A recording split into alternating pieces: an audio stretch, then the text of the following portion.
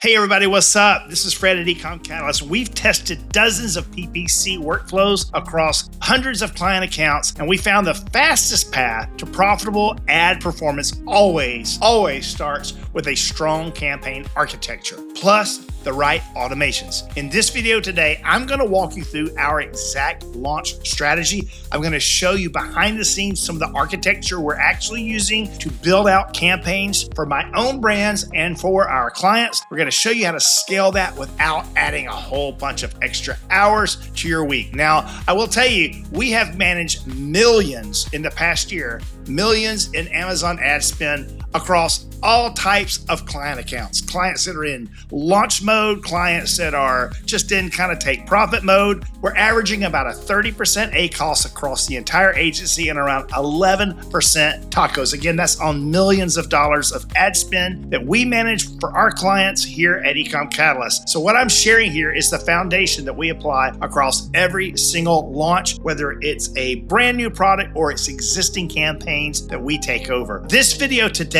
is just going to be about the core structure. There's so much more I want to show you about our automation rules and how we apply those. I'm going to get into that in a future video. This is going to be part of a series, but this is number one in the series. Today, I'm just going to talk about core architecture, core structure. So let's jump right into it right now. I want you to see what that looks like. I'm going to be using a platform that we absolutely love called AdBrew. Now, you have tons and tons of products that you can use to manage your PPC ads. And we've run the gamut using them, but we have found a very, very happy home with AdBrew. And there is a link in the product description where you can click that link and go over and check out AdBrew and get a free demo of the platform. We highly recommend it. We absolutely love it. I'm going to show you why we love it and so many things that we're doing. And I also like to say that, PPC is different for everyone. What we do may not be the way someone else does it. Someone might watch this and go, well, that's all wrong. It's really about what works for you and what you feel that you know best. And it is always evolving. All right, let's get into this. Now, this is a screenshot of AdBrew software. And in AdBrew, they have something called campaign strategies. And a campaign strategy is like a launcher strategy that enables you to customize what it will look like when you choose to launch PPC campaigns for a given ASIN, for a product or a group of products. This one is kind of our generic baseline one. This is what we use to start, and then we can really expand and segment it way deeper. But I want to walk you quickly through what this looks like in AdBrew. So our campaign launch strategy to start out starts like this. All right, as you can see, we have settings for an auto-targeting campaign, a broad match campaign, an exact match campaign, ASIN targeting, category targeting, and phrase targeting. Now you may say, wait, but Fred, you should have this and that. We'll get there. This again is core architecture, core foundation. Now what I love about this is that by using AdBrew's campaign launch strategies, these templates, I can go ahead and customize so many settings that are important to us to be able to scale these campaigns profitably at this launch strategy template so that I don't have to go into every single campaign and every single ad group and tweak all these settings manually every single time. All right, so we're gonna dig right into this right now on the campaign for auto targeting. You notice that we have these names. AB stands for AdBrew for us, AB_auto. I love to have AB in every one of these because when I'm looking in a client account and maybe not all of their campaigns are being managed through our AdBrew platform yet, I can easily search AB_ and find campaigns and ad groups that are relevant. So for our auto targeting campaign, as you can see here, I have campaign name AB_auto. Now, this is just for us to identify. You'll see as we get into launch campaigns where you actually give the campaign a full name. All right. The bidding strategy, dynamic bids down only. And then here you see I have the opportunity to give budget allocation. And that budget allocation needs to be 100% when it's added up across all of these. This can be changed anytime. This is just a starter place, all right? So there's advanced settings I'll get into just a minute, but right now you see we have the auto targeting with the bidding strategy of bidding down, and then underneath add the auto targeting campaigns. Amazon typically gives us the following ad groups automatically: close match, loose match, substitutes, and complements. Now on each of these, I can set what I want my default bid to be. You can see that I have a default bid for the close match, which is typically the best performing ad group in auto targeting, at 75 cents. I have loose match at 25, I have substitutes at 25, and I have complements at 25. This is what you start with. And these are just random numbers. You could set your own numbers however you want. Now, here is the absolute magic, and it's one of the reasons that I love using AdBrew the most.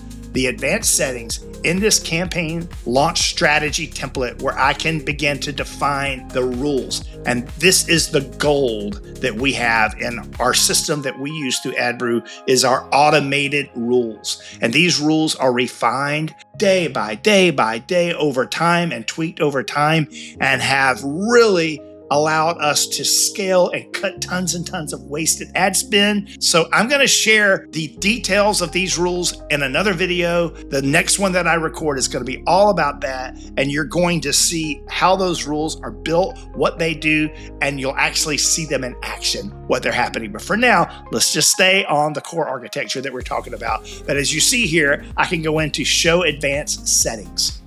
And in advanced settings, I have as a template all of these automation rules that run on all of our campaigns as needed, such as a top of search placement rule set, a product detail page placement rule set, a budget rule set, negative targeting, and bid management.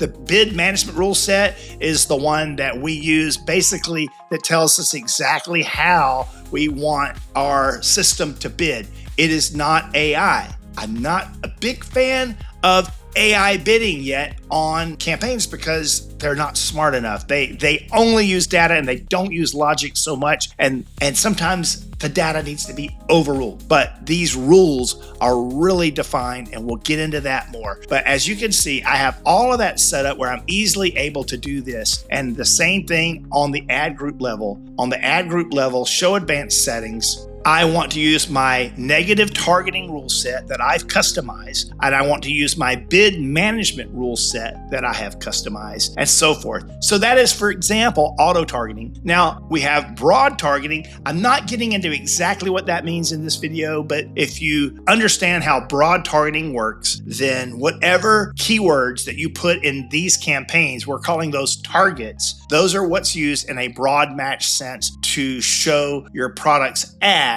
in a very much the same way. We have a 20% budget allocation. So this one was also 20. So we're at 20% of our budget to auto, 20% of our budget to broad. And you can make this whatever you want. And then it's easy to change it after the fact. Typically, we're always using a dynamic bids down only bidding strategy. And as you can see, I'm utilizing all of my customized rule sets in this particular campaign, except the budget rule set. I didn't have that one set yet. And then I'm able to actually say, is this a generic or a branded campaign? That gets into segmentation that I'm not going to cover just yet. Also have an opportunity to use our day parting rules. And then the same thing here under advanced settings, you can see how this works. Now, here's something called target movement. And target movement is very, very important. And it's really, a lot of people neglect that. Target movement is when you take a target, which is what we're calling a keyword. So a target can either be a keyword or an ASIN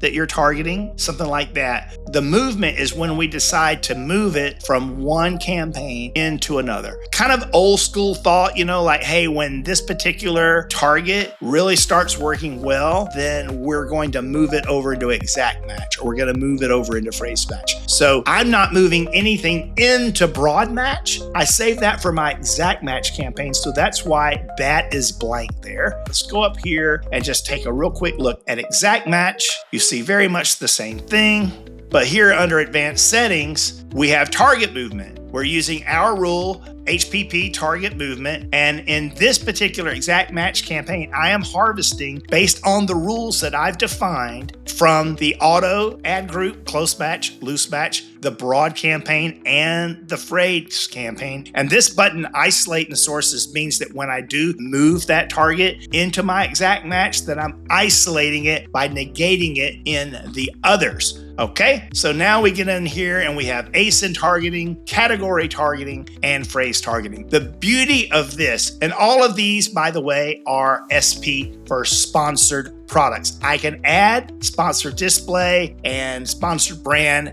as needed into the template. But this is what the whole thing looks like. And once you build that out and you save it, you can easily launch a campaign that will quickly put all of this architecture in place for you so that you can launch your campaigns. Now, if this kind of stuff is helpful to you, hit that subscribe button. I'm going to continue to put out real world videos just like this that are going to show you how we're doing it. The next series of videos, I'm going to actually launch and show you what these rules mean, these top of search placement rules and these bid management rules. I'm going to show you what they say, what triggers them, what actions are taken, how all of that data is managed. It's going to be super, super, super helpful to you. So I hope you'll check that out. Once that structure is live, you've got to optimize the bids, negate search terms, do all those things in the next video series.